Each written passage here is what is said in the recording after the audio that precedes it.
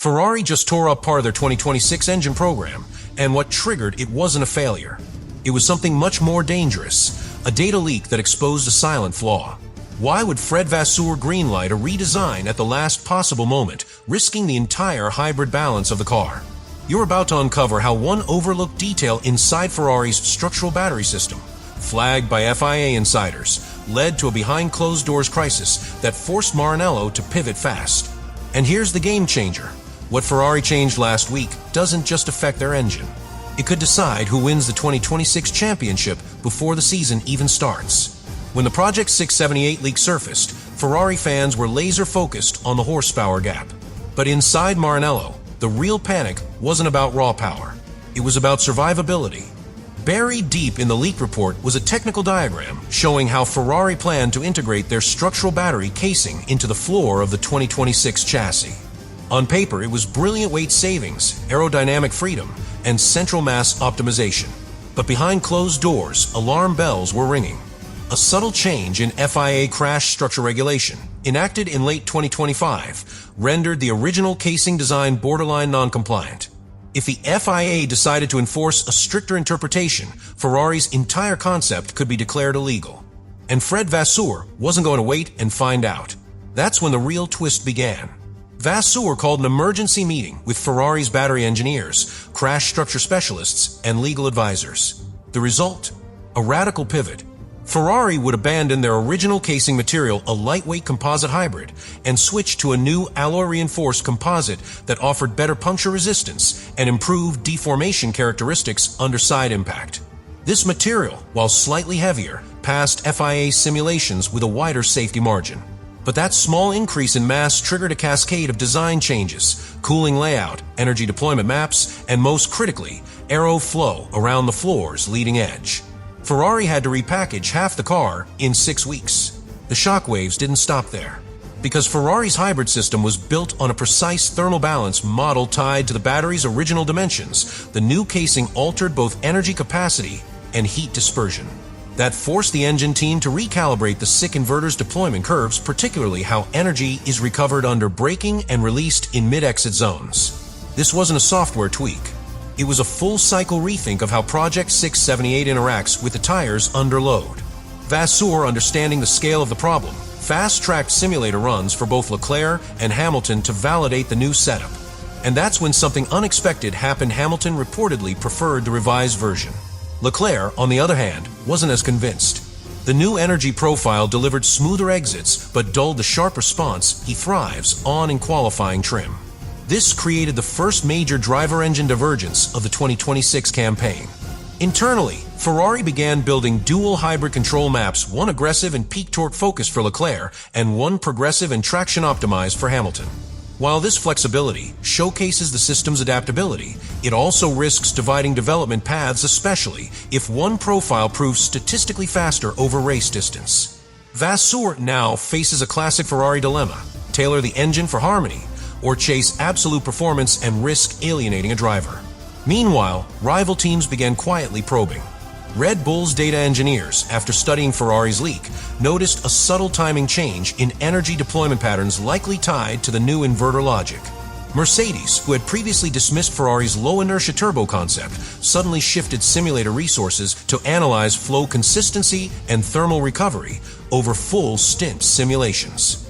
That's the irony of the twist. By fixing a regulatory vulnerability, Ferrari may have accidentally triggered a wave of competitor copycat analysis.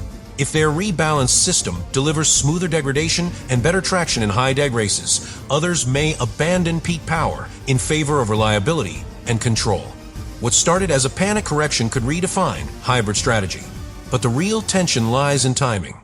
Ferrari's pivot happened so late in the development cycle that their 2026 launch car will be a compromise of version caught mid-transition between the original lightweight design and the newer, reinforced philosophy. The team plans to roll out a full-spec upgrade by round 6, including a final battery shell, updated inverter firmware, and revised cooling flow. Until then, they'll be racing in a state of technical limbo. The question is whether they can extract enough early-season performance to stay in the fight, or whether their mid-season spec becomes a desperate rescue mission instead of a planned evolution. And yet, through all the pressure, Ferrari's tone has shifted. Vasseur's internal communications reportedly emphasize resilience, not perfection. He's telling the team, this is the price of innovation. Ferrari may have been forced to adapt under pressure, but their willingness to scrap a flawed advantage and rebuild it stronger could mark a turning point. In Formula One, adaptability is power. And this twist, born from a data leak and a regulation footnote, might just be the moment Ferrari stopped chasing the past and started engineering their future. In the days following Ferrari's internal shift, the paddock's silence spoke volumes. Red Bull, typically aggressive in defending their hybrid supremacy, made no public comment, but sources close to Milton Keynes confirmed that their technical team flagged Ferrari's new energy profile as unusual but coherent.